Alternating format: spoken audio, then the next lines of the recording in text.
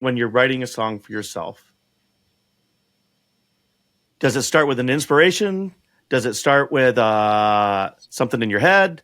How does an average, typical Lonnie Park writing a song for yourself? What's that experience from soup to nuts? Most writers that write for themselves, something happens in your life, or someone says something, or a metaphor that's really interesting is something you notice. I'm gardening and I noticed that, I planted these seeds, and despite the fact that I did everything right, they didn't grow the way I had hoped. And then you realize, oh, that's kind of like life, isn't it? And then you're like, oh, write that down. And then next thing you know, you're writing a song about, you're pointing at the gardening concept, but it actually flowers into something else. So, but it always starts with like that morsel of something that inspired you as something meaningful to yourself, because you're writing for yourself. If I'm not, and again, you're saying if I'm not writing necessarily for an audience. If I'm writing for an audience, I'm going to take those same ideas, and now I'm going to go, how would the listener love to hear this, and how do I make it clever and interesting?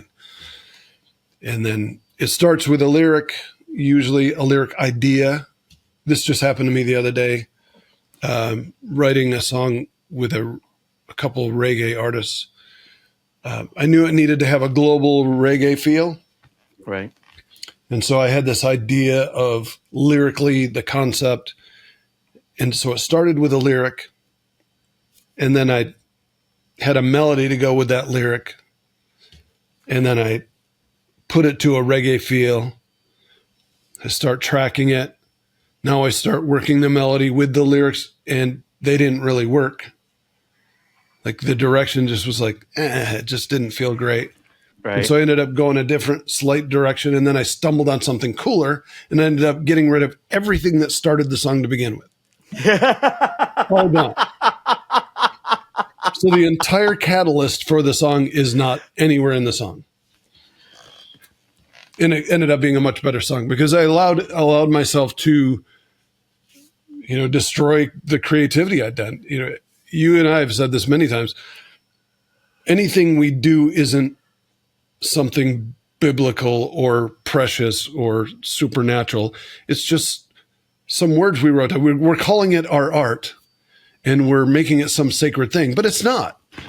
Right. If it's just something you put down on paper, you put down melodically, and you need to be willing to throw it right out the window.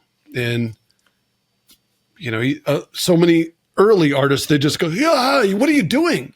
When you actually take a line and you go, you could do better, and you throw it out the window, they go, oh, but I love that line. And then you go through the exercise, and with some artists, I've said this, here's what I'm going to do. I'm going to take that line. I know you love it. And I'm just going to move it over here. I'm going to set it aside. Right. Now work through this exercise with me. Forget that line exists. When we're done, we're going to put your precious line back and replace whatever we do. So don't worry. It's not going anywhere. And then you go through that exercise, and you work it, and you work it, and you work it, and you figure out, like, how do I say this better? And then make it more impactful. And sometimes you change the word "and" to "if." And all of a sudden the whole thing just goes, wow, that means something so much heavier. Right. And you get that, you go through that exercise with them, and you go, okay, now that's done. And they're like, wow, that's awesome. And you go, okay, cool. Delete it, and we're going to put your old line back. And they go, no. And then you understand it's not until you go through that process that you realize that's not sacred. If you can do better, do better. Yeah. And so nothing is sacred. Nothing is irreplaceable. And so as I'm writing, a lot of times it's just placeholder lyrics, placeholder melodies, and you just keep working them and keep working. And then sometimes you go down a path and, sure, verse 1 and chorus mean exactly what you intended. And at the end of verse 1, or at the end of chorus 1, this is another thing I've learned as a songwriter moving forward. You don't just start repeating to get to 3.5 minutes. You don't just sing the same crap over and over and over again until the song's over.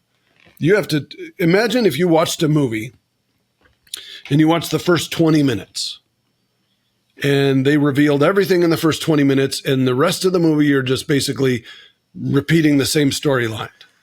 Right. You know, the boy gets the girl in the end and they're great and you're at 20 minutes and then you just see them in the same place doing the same thing for another 45 minutes. Right. That'd be a terrible movie. Nothing's happening. It's not going anywhere. Exactly. Songs are the same, man. Like verse 1, intro, we talk about, intro grabs them. Like in that first few minutes of a movie, you go, whoa, holy crap, what is happening here? And then verse 1 goes, all right, here's kind of what's happening. I'm going to feed you enough that you just like, you're invested in the song now. And I'm going to get to that hook and chorus to the point where you're just like, okay, now I dig it. And I've got you all the way in the end of the first chorus. When you start to roll into verse 2, it better be good. You better take them somewhere else. Or you better push on the gas a little harder so that you keep them engaged. Keep them all 3.5 minutes or 3 minutes or 2.5, whatever it might be. And that's one of the most important things that I learned early in my songwriting career is verse 2 is more important than verse 1, and verse 1 is incredibly important. So you just got to keep telling that story and keep moving it along. A lot of times I've written and I get to the end of that first chorus and I go, well, where do I go from here? And a lot of times you go, well, that chorus means something for verse 1. Let's make it mean something completely different for verse 2. Same chorus, different story. So a lot of times you just veer them off into another place and like, ooh, now I'm traveling over here. And then you suck them back and they go, oh, how clever. Right. That fits here too. Certainly. Yep. And then you go to a bridge. Now we're at a bridge. What do you do now? Same thing. You better take them somewhere else. And one of my favorite things to happen, if you can do it in a storytelling song, is in that bridge, surprise them. Right around that point in a movie, you get all comfortable. You know, like, oh, the boy got the girl. It could end right here, but it doesn't. Then some kind of adversity comes in. When the adversity comes in, you're like, whoa, now it's all messed up again. And now I got to pay attention because now what happens? This thing that I got really comfortable with it just fell apart.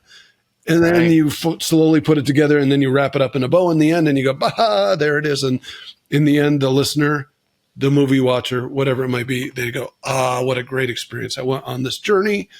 It started here. It ended there. I loved it. I know what it's about. I remember it. And I want to hear it again. That's tricky.